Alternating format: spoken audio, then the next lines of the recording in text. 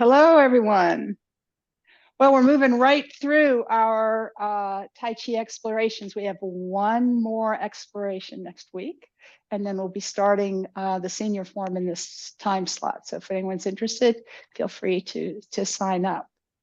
And last week, you will recall, we will be reviewing that today. You recall we were talking about the upper body arm movements and how we were connecting them to the turning of our body. And we did some work with swings, and we did some work with letting the momentum continue to carry it and swing us back. And I thought we would continue to explore how our body movements in Tai Chi are not, oh, I've got to remember to put this arm here and this arm here and this foot here. We learn it a lot that way. But actually, just like we found out when we were throwing pies at one point, just like that, really, we're moving our body with our arms, our torso, our feet. We're moving them because it just makes sense for what we're doing. And I wanted to give you more of a feeling today about what that all was. And I want to start again, much like we did last week. We actually kind of built our body posture. So I'm going to ask you in our body shapes, I'm going to ask you to just kind of stand however is most comfortable for you, with your feet shoulder width apart and very tall and erect, just like you were in prepare. But now I want you to feel free to just, you know how we sit on a chair when we're doing a bar stool? Well, you can make that bar stool as low or as high as you want. Of course, the lower you make it, the more your legs are going to have to work. But we're not going to be in prepare. Instead, we're going to take our arms. Let's hold a sack of apples. At any time, if your arms get tired, just bring them down and hold that sack of apples. And then we're going to keep those shoulders down and very carefully aligned. And we're just going to bring those arms up into that hug a tree position. And remember some of the things we talked about that have to do with this. One of those is that this tree can grow. So let's grow this tree for a minute and let it shrink, right? Like the tree was breathing. Let the tree breathe, but takes deep breaths. Nice. And when it does, oh, this looks lovely. When it does, it's a circle. It's a really lovely circle, like a balloon. Nice. Nice. And you should feel that circle all the way across your back, through your fingertips, and even across your chest, kind of like two circles. A circle that goes on the inside of your arms and across your chest, and a circle across the back. Every single, let's do the rock spreads its wings. I realize that's not a circle, but it just feels so good. And let's come up and come in. And as we do this, I want you to feel as if everything is connected. So remember, we were doing that swinging. Well, this is kind of a swinging thing. We're going to pull out. Your back is working to pull it out, and then your back and your upper arms are working when you come in, and your arms are following. I want you to feel very stretched out. Lovely. Lovely. This is looking really great. And let's get back to hug a tree, where the tree is just breathing, really as big or small breaths as you want. But I want you to feel that connection. Elbows are drooping down a little bit because there's no tension in your shoulders. And some people like to say, Kelly reminded me of this the other day, she talks about putting your shoulder blades in your back pocket. And when you do, if you do, there's a muscle back there. You'll see those elbows really go down. See how mine is if I actually let it go and then pull it down. So if you can find that place in your back pocket, that's really nice. And again, we can hold that bag of apples. We can open and close here too, right? Nice. Let's turn here.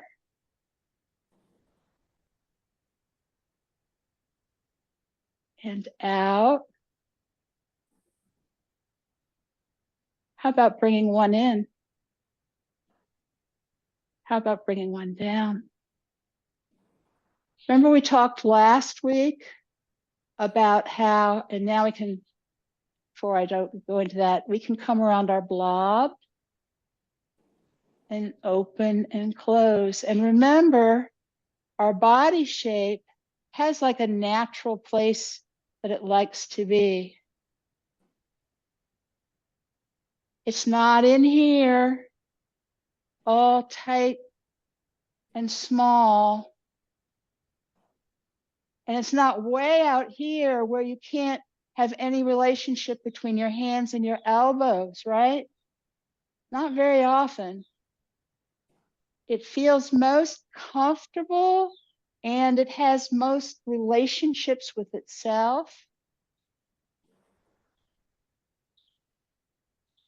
When your bottom hand palm upish is sort of under your elbow, and your upper hand is kind of at shoulder level.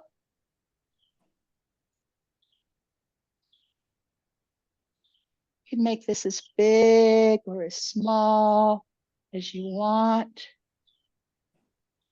You can bring them across, change, and bring them across again.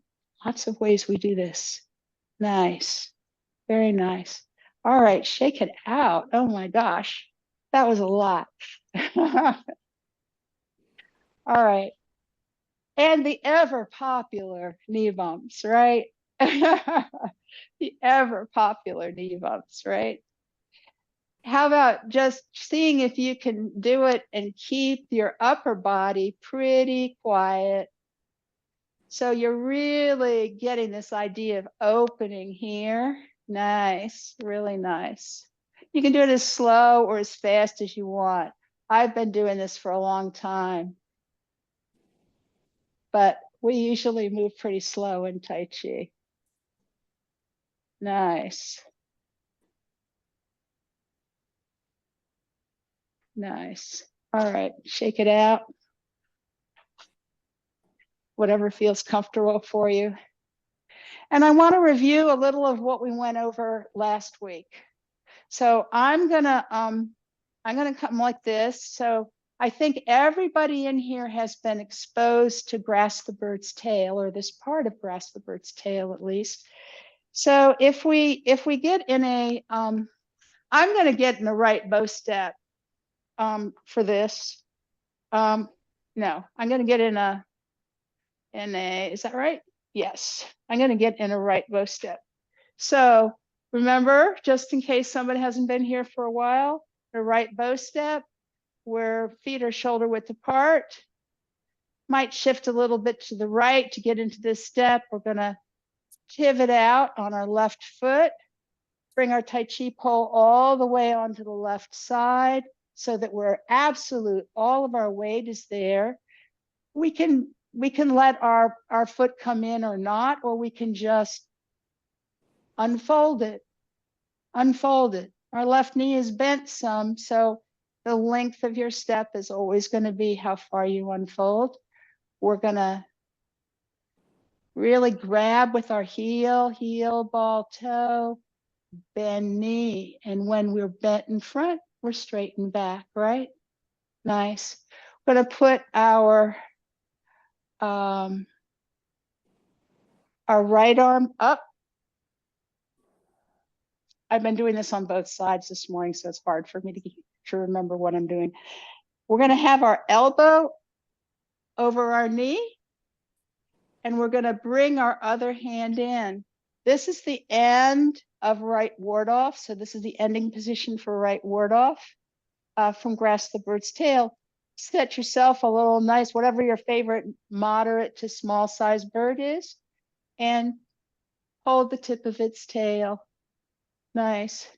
We were doing last week, we did roll back, and we looked at the synchronized swing. So as we turned our upper body square to the front, we're just going to keep rotating back and forth here as practice. We just rotated this forearm, our right forearm, and our left forearm, so that eventually we could kind of read our notes we wrote on our hand with our left, except we're not looking there, of our left hand. And it almost looks like we're pushing out with our right, but we're not pushing out. We just have this beautiful flexed arm. So from here, we did this last week. Nice coordinated swinging. Then we left them there. I mean, we coordinated movement. That's not really a swing. Coordinated movement.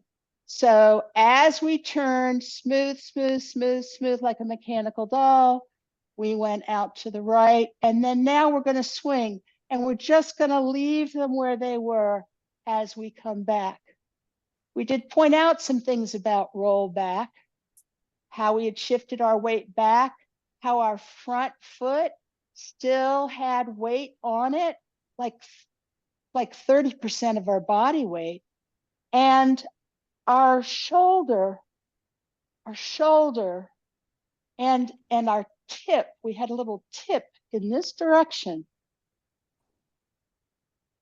So from here, where we were tipped in this direction, we stay tipped in that direction as we do roll back.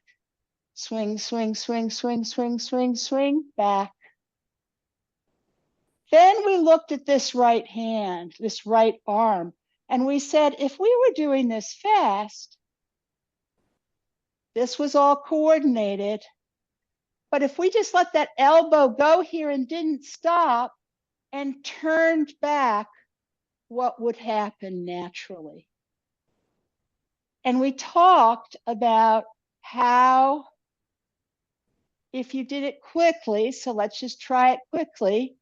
Here we come back, let it go, and turn back. Square. And we kind of looked at that. We looked at swing it, turn it back. Swing, turn it back. Swing, turn it back. What are we turning back? We're swinging the arm with two things, with our coming back, but mostly, like if we just came back, it would move like this, right? We're swinging our arm mostly this way, but we're going to swing and come back. And we've been stopping ourselves here. But what happens if we don't? We swing, we come back, and it flies around in front of us. Is this happening to you folks? You can do it sitting down. Throw it around and it comes back. You have to let go of it here, right? Otherwise, it'll sort of go like this, you know? I mean, eventually it's hard to hold it, right? But if you really swing, right? That's what's happening. That's what's happening. To get into press, you don't have to put that arm anywhere. That arm is going to fly back in, ready to be pressed out. So getting that feel for it. I wanted you to just get the feel for why things are the way they are in Grasp the Bird's Tail. So we were here. This was all very coordinated, and then we just let it be, and we held it. And then we let it go. And at that moment, or maybe even just before we let it go, we turn back to the front, and it pulls our elbow back, which pulls our arm back. So I just want everybody to sort of appreciate the momentum that's coming in. So that's what we did last week. We were appreciating the momentum, and then we were looking at what else happens in press. So here comes the momentum around, and then look what I've done to my body shape. Remember we talked about it's never quite this close. Think of yourself as a balloon. So what I want you to do now is get back here, and you're going to do roll back again. And as you come back, you're going to think of yourself as a balloon that needs to take up space, but oh my gosh, you get squashed right here. And now that balloon has to get moved forward. So part of what press is all about, we did this last week, right? Is this body shape and our connections and the way our waist is moving. And then at the very end, we noticed that our legs were getting involved too.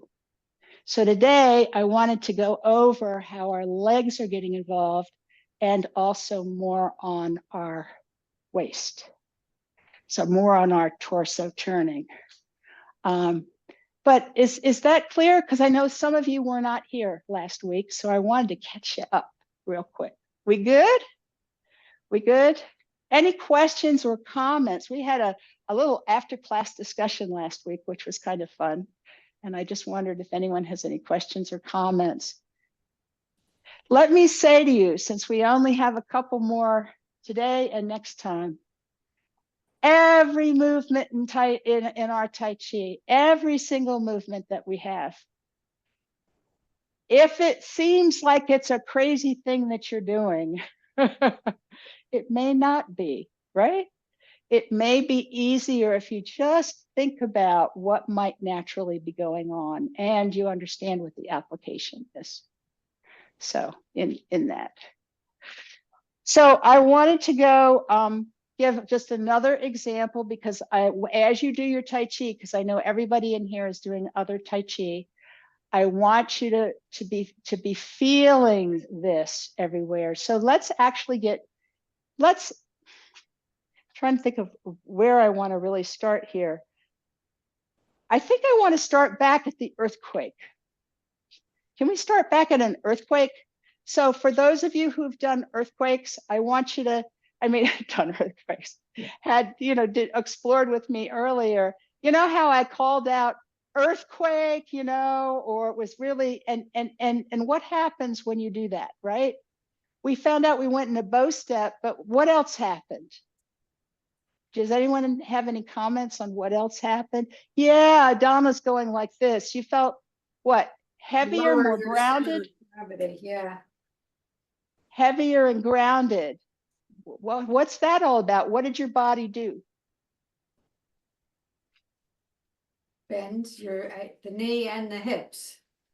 The knee and the hips. So it's not just, let me see if I can do this.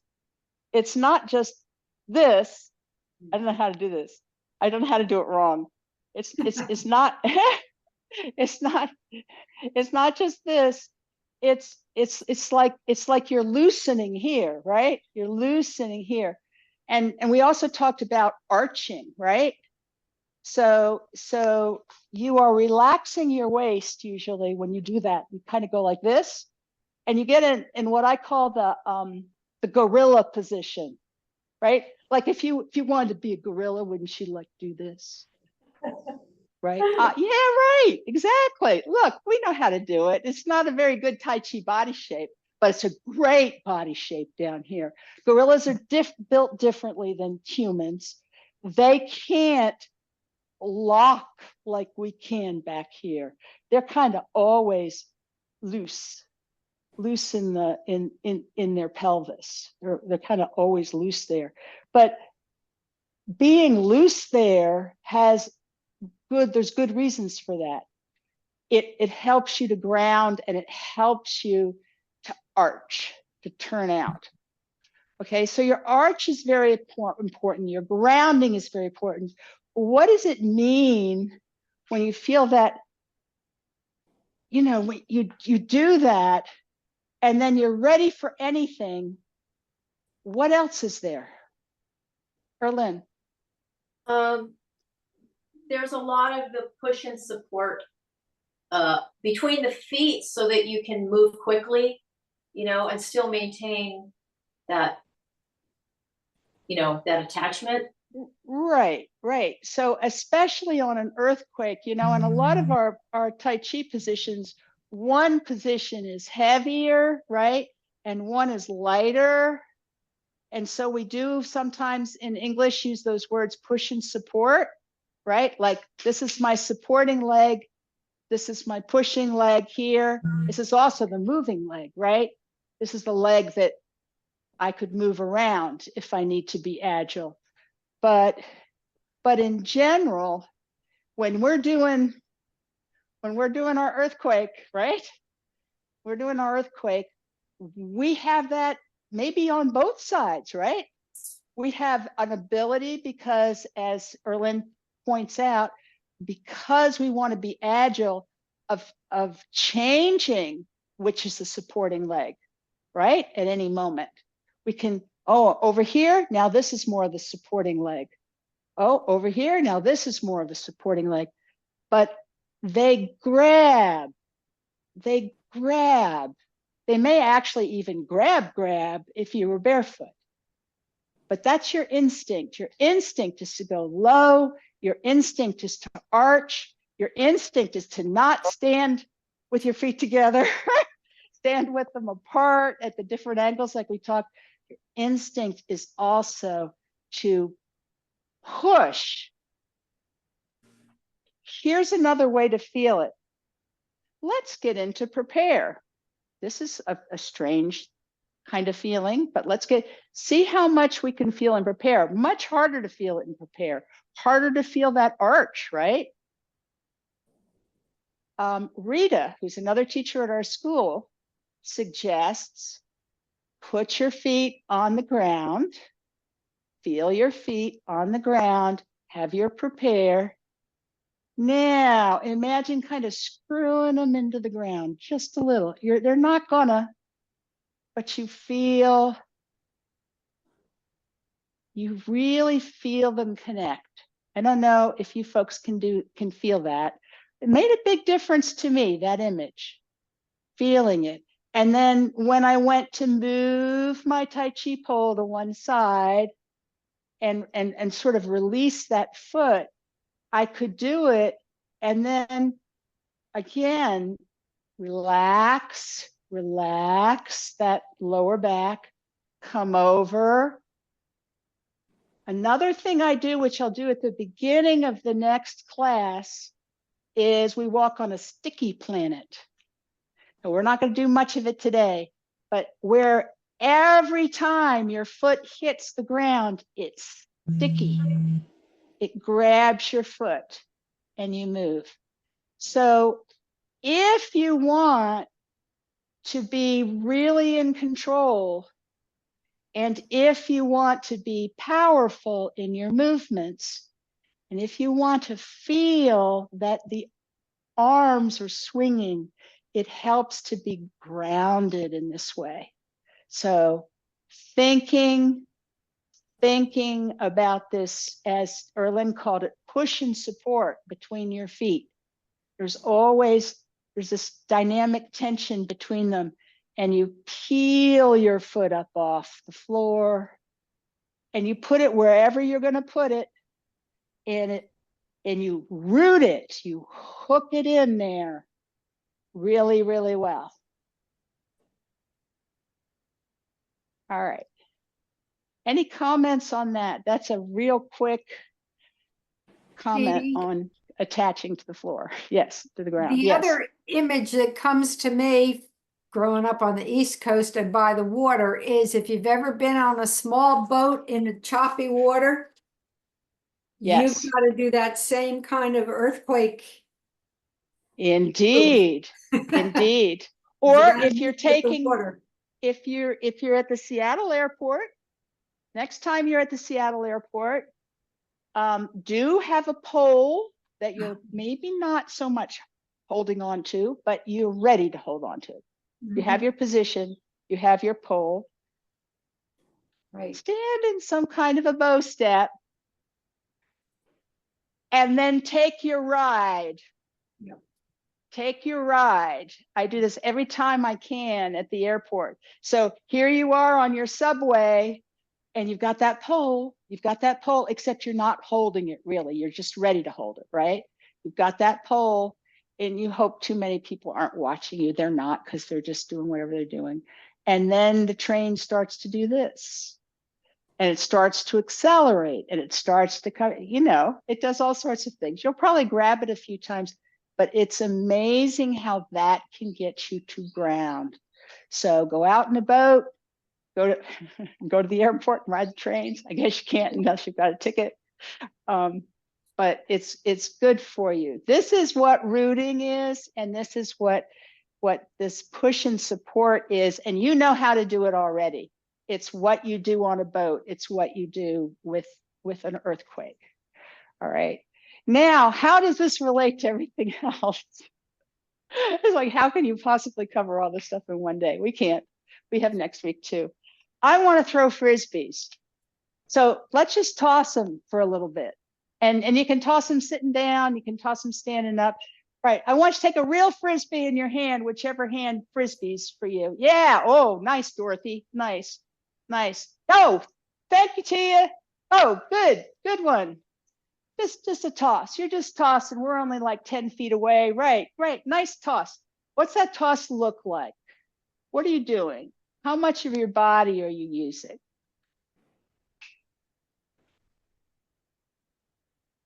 Okay, so now we've got to toss it further. Remember when we did when we first talked about doing the brush, knee, and push, we were talking about going back for a Hail Mary. How are you gonna toss this frisbee or throw this frisbee? You're gonna call it a throw now. Oh my gosh, Donna, that's different. That's different. Yes. Oh my goodness, John. Yes. Oh, Gail. Yes. Yes. Yes, Tia. What's happening? What's different now?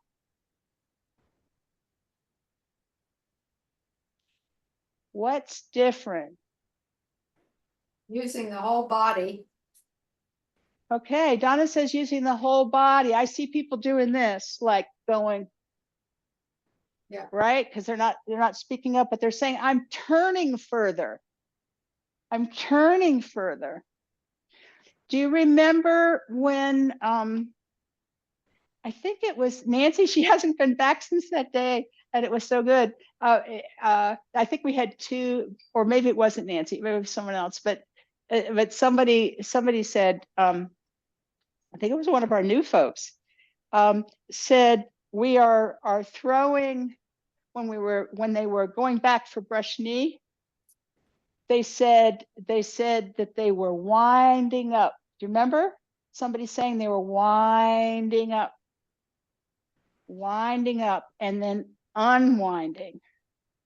So I want to think a little bit about that. And I think everybody here, which is really convenient, but we'll assume it's not necessarily true for quite everybody, has done Parting the Wild Horse's Mane or diagonal flying.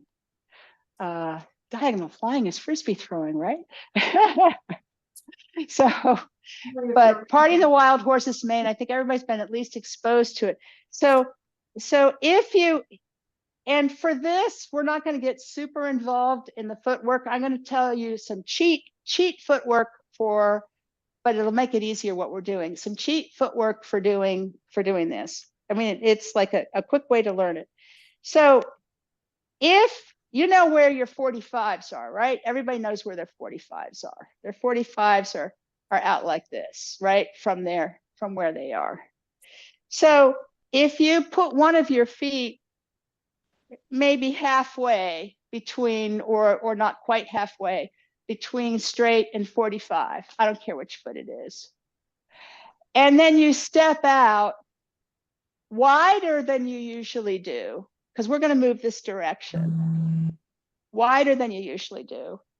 And you put your foot a little forward, like you know where this part right here of your this part right here of your hand is, where your foot is, you know, that whatever that is. Maybe that's where you get bunions or something. I don't know.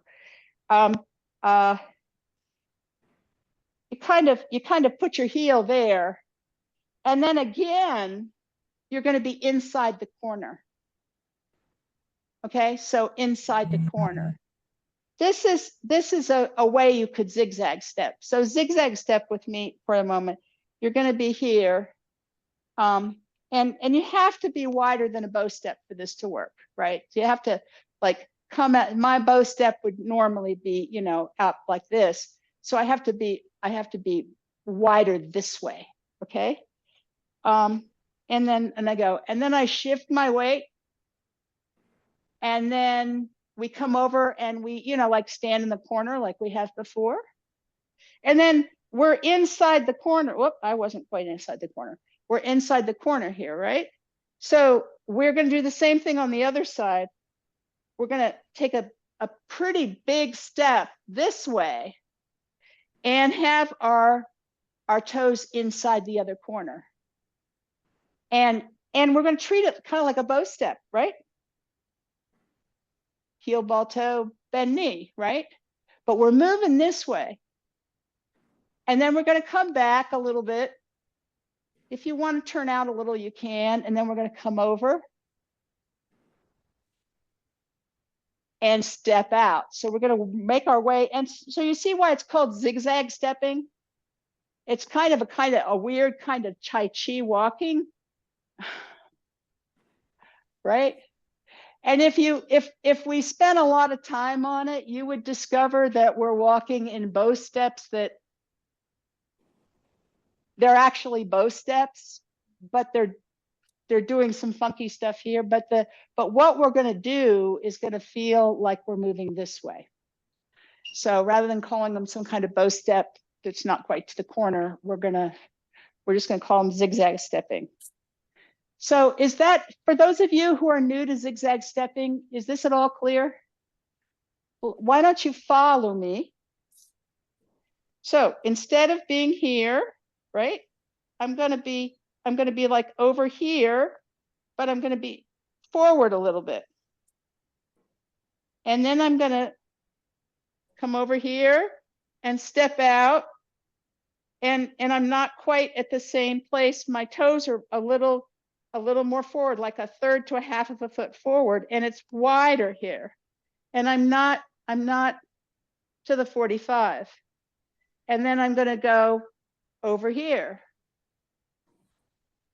And then the way this actually is usually done is you come back a little bit and you open your foot a micro amount further, so you're still inside the corner.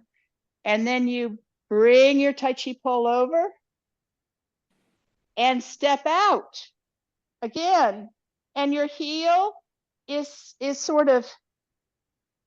not ahead of your toes at all, of your toes of your other foot.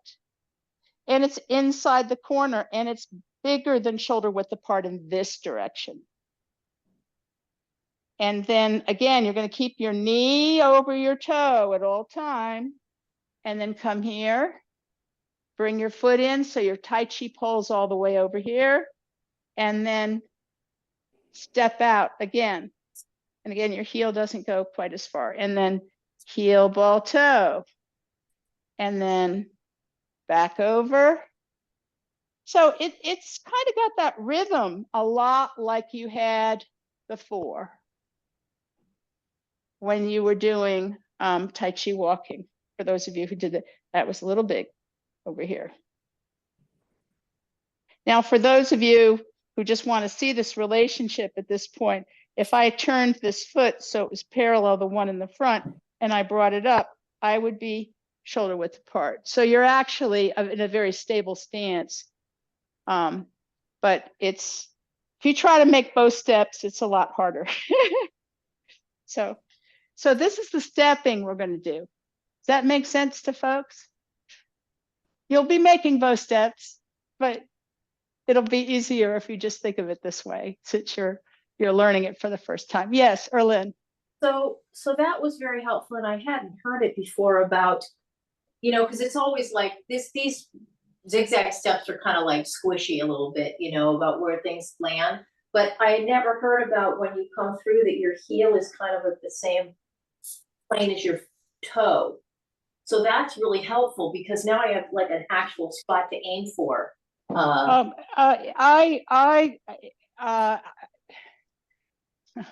There's a lot to say here, so I won't say a whole lot. But you know how when you do strike tiger, sometime look at where you put that other foot, and you're setting yourself up for that bow step. It's just really it's interesting. And anyway, the one that comes out of the kick. Anyway, that's a digression, which probably doesn't make any sense. Where was I? So what I want us to do is really throw some frisbees now, but I want us to throw them with our whole body. And I think you've all been introduced to parting the wild horse's mane. So if you've been doing this stepping for a minute, one of your feet is going to be like over on inside the corner, and you're going to be here. And I want you to just put one hand up here if you could. Yeah, that works. Like holding, some people talk about holding a ball, right? And then I want you to step out. And when you step out, I want you to wind up for that really big frisbee throw. Okay? So you're winding up for that really big frisbee throw. And I want you to have the whole foot down, even though your weight is almost all the way over here, over on this side. And then I want you to just make a frisbee throw off in that direction. Nice. So this is what we call parting the wild horse's mane. I bring the other hand down because it's just like it's more fun. It helps to balance you. Yeah, it helps, doesn't it? Okay, so I just want you to play with this for a minute. Again, on whichever side works for you. I want you to feel like you've wound up. Let's actually do it as a small frisbee throw first. So you're here, and you can go ahead and put this foot down, but have most of your weight on this side. And you're gonna just do a small frisbee throw.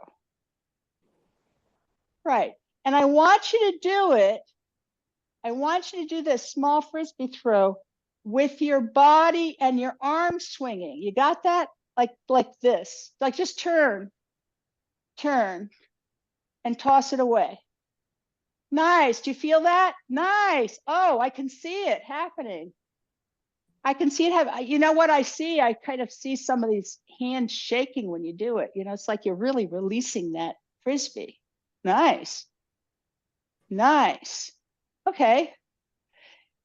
Now, what we're going to actually do in this throw, though, is we're going to be in this position and we're going to imagine we're going to really move our weight here and bend our knee when we do it so that we can get the push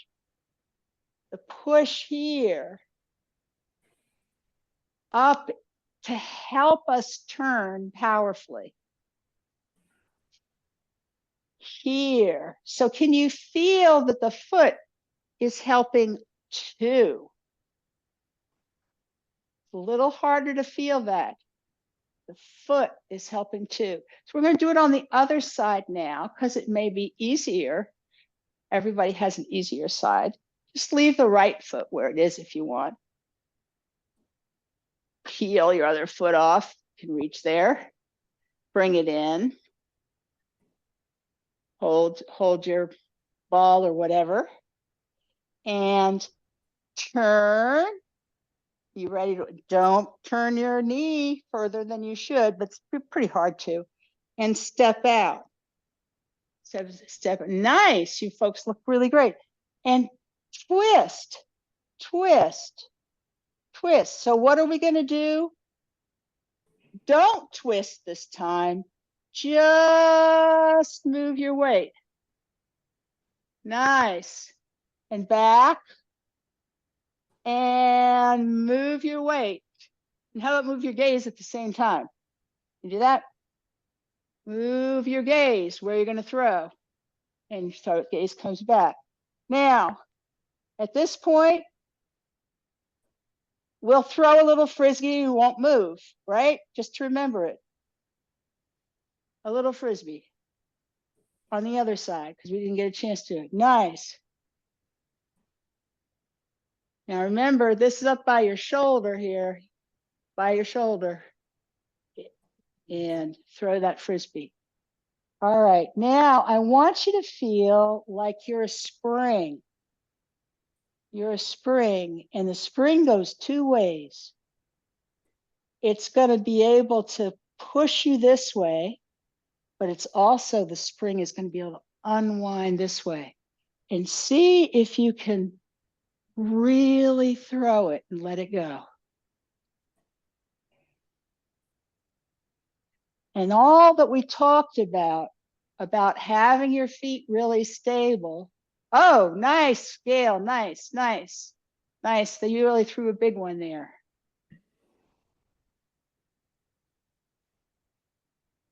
Yeah, yeah. So the reason for this, to try this, is in something that you probably never thought about it before, is that when you actually do this movement in the form, you're moving slowly, but you still should feel like all of those parts are connected. So let's go to an even simpler one. Let's go to push for the moment. All right. And we're coming back over the ball. Notice what our Tai Chi shape looks like. It's too tight. You're a balloon. You want to expand.